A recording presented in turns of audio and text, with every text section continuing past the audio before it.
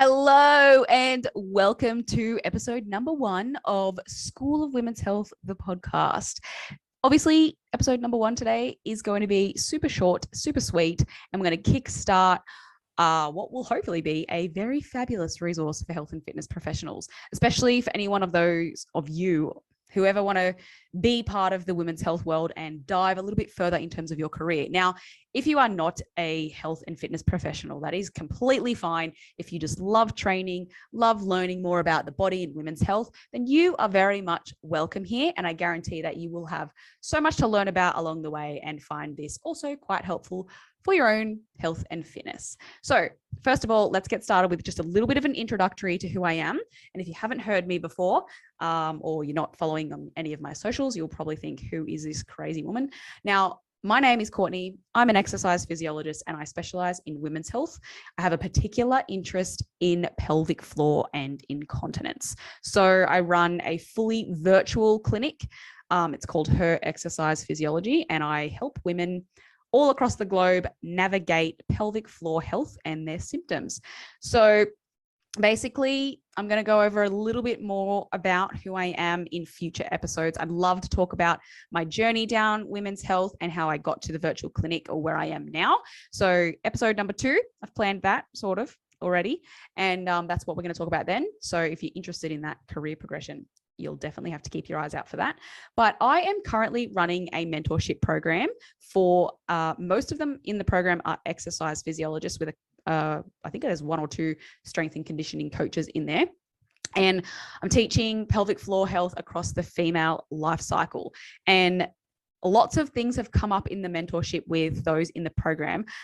Questions around women's health, around what they do for work and how they're sort of navigating this next step of their journey. And it's really highlighted to me what personal struggles I had early on in my career, especially because I pretty much worked for myself from day one and I lacked a lot of confidence initially and also support within a community or with other exercise professionals. So this is where the push for the podcast has really started, because I have so much things that I'd love to share. And I would have loved to be able to have access to a resource that had a little bit more than just information and health, but more like a bit of a support group, or at least kind of that community feel when listening to it, or even just have like a variety of information packed in. So that's why the podcast is here. And I've been thinking about it for a while and I've been a little bit nervous to actually do it.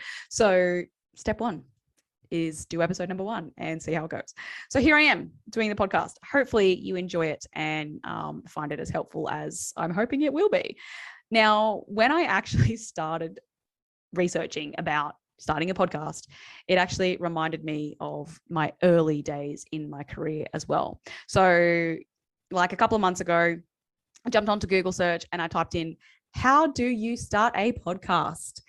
And heaps of information came up that I had no idea about, like hosting platforms and recording options and equipment. And I was just like, oh my gosh, this reminds me when I first started my women's health journey and I had really no idea about a lot of things, thinking that I probably did know a little bit more than I actually did.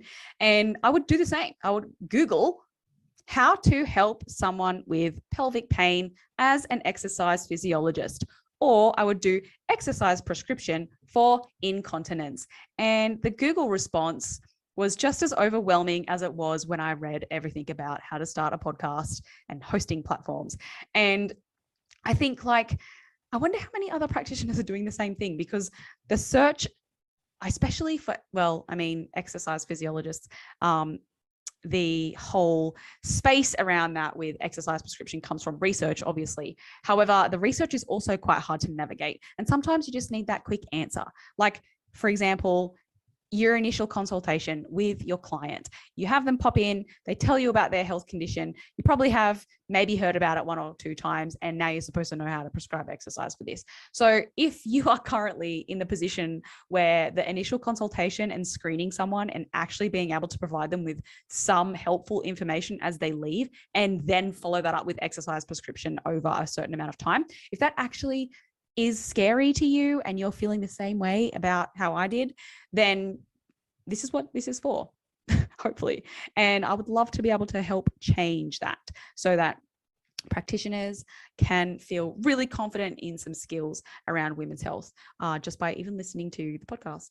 So the purpose of this is I really wanted to create a space that covered many different topics around women's health, and also being both a healthcare provider and a fitness professional. So I kind of fit into this space in between. I have a background in personal training. I train a lot myself. I've done multiple different types of training.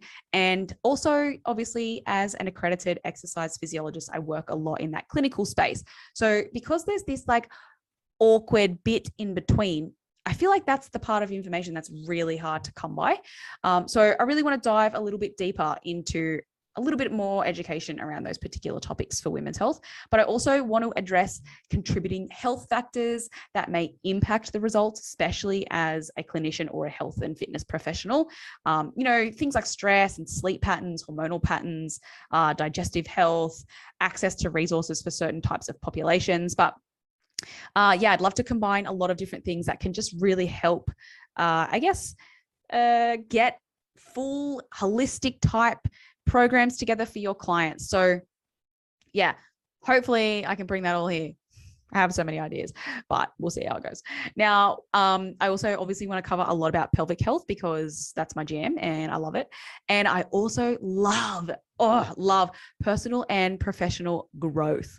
So for a long time, I really struggled to identify myself as an exercise physiologist and sort of, I guess, got stuck as feeling like a personal trainer, but then also found it really hard to explain to someone that I wasn't a physiotherapist and I was different to that.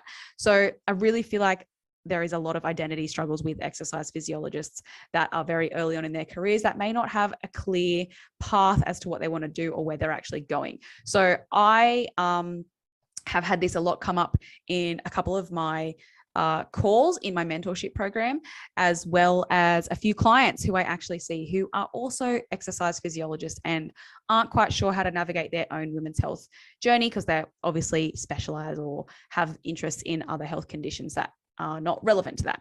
So we'll do a lot of growth in that sense. I would love to talk about personal development. So maybe there'll be a couple of episodes on that as well. Now, I'd also love to talk a little bit about business concepts because I had no idea about business when I first started. And to this day, I still struggle with a lot of those components. However, there were so many lessons initially that I just would have benefited so much from if I knew straight away, or at least earlier on, versus like fluffing my way through things for the first like 3 years, 4 years, and then not knowing that I was doing it wrong, or not wrong, I guess, just not in the right direction for my particular goals. So I'd love to share some things about that as well.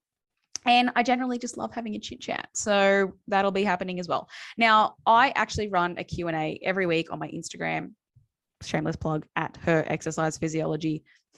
That's for my business one anyway. And I find that I could talk about some of the questions that pop up in that Q&A for way longer than 30 seconds or 60 seconds on my Instagram story.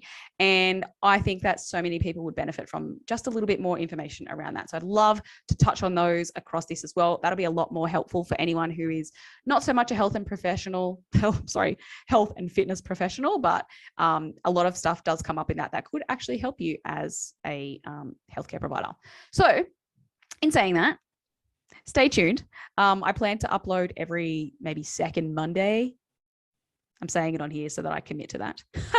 And yeah, we'll see how that goes until I get into the swing of this whole podcasting thing. But until next time, you can jump onto my Instagram account for small snippets of content in the meantime. And if there's anything in particular that you'd love to hear more of, shoot me over a direct message, because coming up with content ideas can be hard. I'm sure if you're in that industry, you'll know that it's a bit draining. So if there's something in particular you'd like, it's definitely going to help me out. So especially initially. So yeah, jump on in. Now, if you're still here and you're still listening, thanks so much for making it to the end of my very first episode of the podcast. And I look forward to you listening into the next one. So catch you next time and have a great week. Bye-bye now.